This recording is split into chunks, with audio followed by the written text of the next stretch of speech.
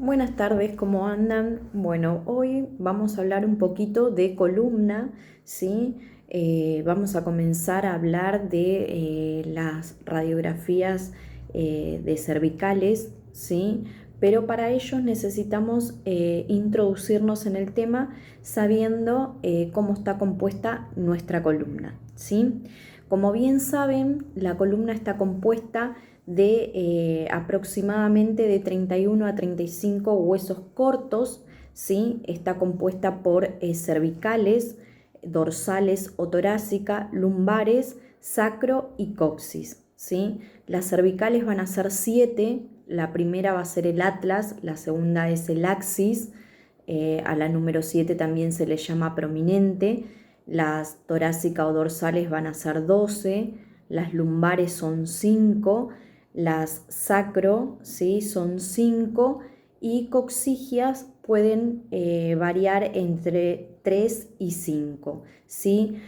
Vamos a recordar que en el adulto, tanto la sacro como las coxigias van a estar fusionadas, por eso se llaman sacrocoxigias, ¿sí? Bien, como importante de nuestra columna vertebral, podemos decir que por ella pasa la médula espinal y la médula espinal hace un recorrido hasta L1, L2 según la diferencia de autores, ¿sí? Hay autores que dicen que termina en L1 y hay otros autores que dicen que termina entre L1 y L2, ¿sí? Bien. Las dorsales sabemos que van a articular con las costillas y también con el esternón, ¿sí? Bueno, una gran diferencia, yo acá tengo, ¿sí? Una vértebra y es fácil de reconocer si yo les dijera qué vértebra es, ¿sí? La reconozco enseguida, que es el axis, ¿sí? Porque la reconozco justamente por el diente, ¿sí? Este diente va a articular con el atlas, se llama apófisis odontoides y digamos que suplementa a el cuerpo del atlas, ¿sí? El atlas no tiene cuerpo, tiene masa laterales y el atlas va a articular con el occipital, ¿sí? Este entonces podemos decir que es el axis, la segunda vértebra cervical. Bien, en radiología tenemos distintas posiciones de cervical, ¿sí? Tenemos el par radiológico que es cervical frente y perfil, tenemos oblicuas, que las oblicuas cuando se pide radiografía de oblicuas se pide ambas oblicuas, ¿sí? O sea, derecha e izquierda. Tenemos máxima flexión y máxima extensión y tenemos la posición de transoral, ¿sí? Antes de meterme en la posición, me estoy olvidando algo de decirles específicamente de la columna, que no tenemos que olvidarnos, ¿sí? Qué curvatura tiene la columna vertebral, ¿sí? Si hablamos, por ejemplo, de la columna de la parte cervical, ¿sí? O curvatura cervical, vamos a decir que es lordosis, ¿sí? Si hablamos de la curvatura dorsal o torácica, vamos a decir que es cifosis. Si hablamos de la curvatura lumbar, vamos a decir que es lordosis. Y si hablamos de la sacracoxigia, vamos a decir que es cifosis, ¿sí? Yo después les voy a pasar una foto de un dibujito de esta curvatura. Es importante recordar esta curvatura porque cuando nosotros hacemos una radiografía, ¿sí? Vamos a darnos cuenta si esa columna está rectificada o no, ¿sí?